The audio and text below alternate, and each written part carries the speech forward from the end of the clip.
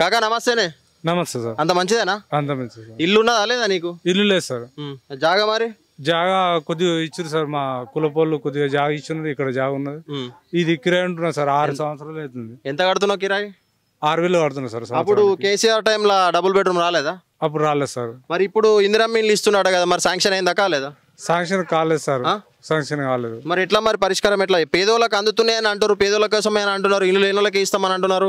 మరి ఇండ్లు ఉన్నోళ్ళకి పోతున్నాయా, లేనోళ్ళకి వస్తున్నాయా? వస్తలేవా? పేదోనికి న్యాయం జరుగుతుందా జరుగుతలేదా? అప్పుడు కేసీఆర్ ఉన్నప్పుడు రాలేదు సార్. నాకు ఏం రాలేదు. నాకు గుంట జాగా కూడా లేదు.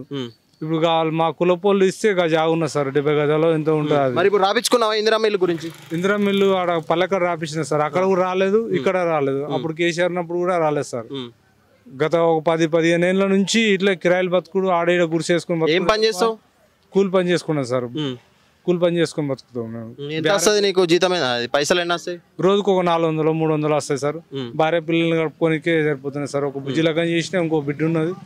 నా కొడుకులు లేరు సార్. గరిపోని నేను. అయితే ఇప్పుడు ఈ ఇందిరమ్మ ఇండ్లు ఏది కాంగ్రెస్ వాళ్ళకు వాళ్ళకే పోతున్నాయి, పెద్ద పెద్ద లీడర్లకే పోతున్నాయి, పేదోళ్ళకు అందుతలేవు అనేది ఒకటి వినబడుతున్నది. అది నిజమేనా? మరి పేదోళ్ళకి అందుతుందా?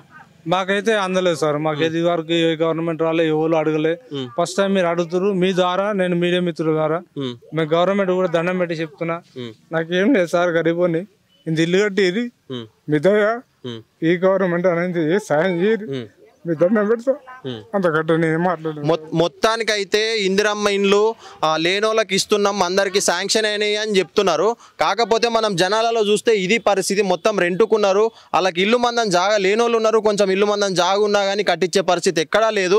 మొత్తం లీడర్లకు ఉన్నోళ్ళకే పోతున్నాయి అనేది మనకు క్లియర్గా అనిపిస్తున్నది.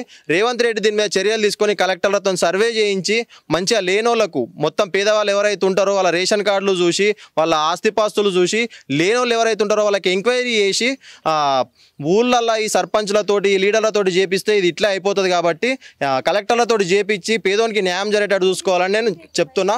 Jordar Santosh, signing off.